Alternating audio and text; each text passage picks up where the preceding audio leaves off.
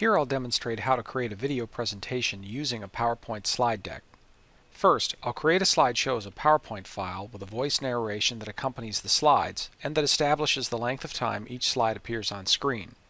Then, I'll export that slideshow from PowerPoint into a .mp4 video file. PowerPoint can do a lot of fancy things such as incorporating animations or videos on slides, but here I'll just demonstrate the basics of making a video slideshow. To do this, I'll use PowerPoint 2013 for Windows. PowerPoint 2016 for Windows is quite similar, so it should look about the same. PowerPoint 2010 for Windows and any of the PowerPoint versions for Mac are somewhat similar, but features may be in different places, and the exported video file type may be different from .mp4. Nevertheless, it is possible to create videos from slideshow presentations in these versions of PowerPoint as well. PowerPoint will attach the audio track as a series of clips, one with each slide that appears on screen.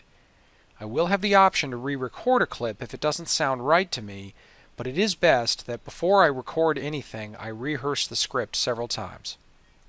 I have my slide deck here, so I need to use PowerPoint's Slideshow toolset to do at least two things: add an audio track and establish the time span that each slide appears on screen. For the audio track, I will record myself reading a script out loud. I click the Slideshow tab. If the PowerPoint file already has a slideshow recording, I could click From Beginning or From Current Slide in order to play it. To create a slideshow from this slide deck, I click Record Slideshow. I'll choose Start Recording from Beginning. PowerPoint then offers to record inputs I give it while I'm running through the slides. I'll leave both boxes checked because I want PowerPoint to record my voice, narrations, and slide timings. When I click Start Recording, PowerPoint brings up the slide deck in presentation mode. Now, as I'm speaking, PowerPoint is recording my voice. When I click the screen, PowerPoint advances the slide. PowerPoint will record how long I have spent on each slide. Up in the left-hand corner, I have a little box that I can drag around that has a basic set of counters. More tools are available via some transparent buttons that appear in the lower left when I move my mouse. Both the counter box and the tools in the lower left will not appear to viewers in the finished slideshow. On the floating counter box, I can advance the slide by clicking this next arrow, but I can also advance the slide by clicking anywhere on the screen. I can pause the recording on the counter box, and on it I have two counters. The one on the right shows me the time I've spent in the total presentation recording so far. So when I stop recording, that's how long the total presentation will be with all slides. To the left is a counter which shows me the timing just for this particular slide. When I change slides, it resets to 0 and starts counting again. In between these two counters is a repeat button. This starts the slide over. If I don't like my narration on this particular slide, for example, I mispronounced a word or I lost my place on my script, I can click this redo button and PowerPoint throws out whatever I've recorded so far on this slide only and pauses the recording so that I can find my place again in my script. I click Resume Recording, and it's now recording a new narration for this slide. After I get this slide right, I can proceed to the next slide. For a video slideshow, PowerPoint has one big drawback. It divides my narrative recording up into a set of audio clips, each attached to a particular slide. In this process, PowerPoint cuts off the audio briefly each time I change slides. So if I'm talking when I change slides, a second or two of my voice and whatever I was saying is lost. To avoid this problem, I need to stop speaking for a bit anytime I change slides, and then resume when I'm on the next slide.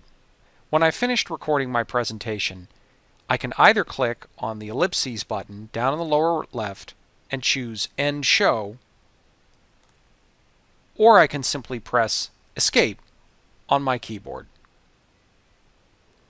Now I've got a recorded slideshow. At the bottom right of each slide, I see a speaker icon. If I click on that icon, I can preview the particular sound clip that's attached to that slide. I have a complete slideshow recording, but what if I wanted to re-record the narrative on and establish a timing for a particular slide again? Here's how I do that. I click the particular slide on which I'd like to replace the recording. Once it's on screen, I choose Record Slideshow, but this time I choose Start Recording from Current Slide. Again, I want slide timings and narrations. I click Start Recording, and now I'm re-recording for this slide. When I'm finished, I again just leave the slideshow presentation. Before going further, I'm going to play this slideshow here in PowerPoint so I know everything looks and sounds good. I'll save this file as a PowerPoint or .pptx file. If I've already saved my slide deck, I may just have to choose Save.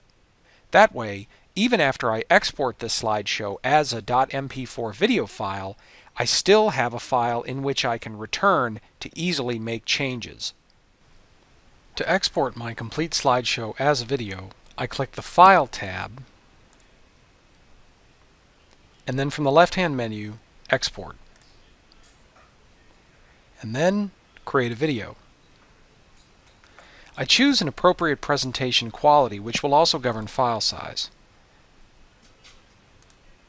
Then I'll make sure that PowerPoint is using the recorded timings and narrations of this slideshow.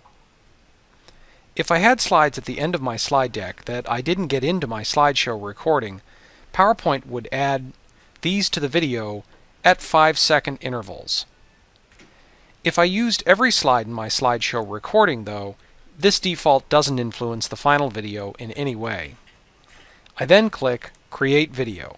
PowerPoint then asks me what I would like to name the video file and where on my hard drive I would like to put it. I'll choose my desktop. After I click Save, on the lower bar I'll see a slider that shows PowerPoint's progress in coding and exporting the video file. Leave the PowerPoint file open in PowerPoint until this is complete. Be patient, this may take some time, particularly if you had a lot of slides and your slideshow recording is more than a minute or two in length. Once it's complete, you'll have a .mp4 video file of your PowerPoint slideshow.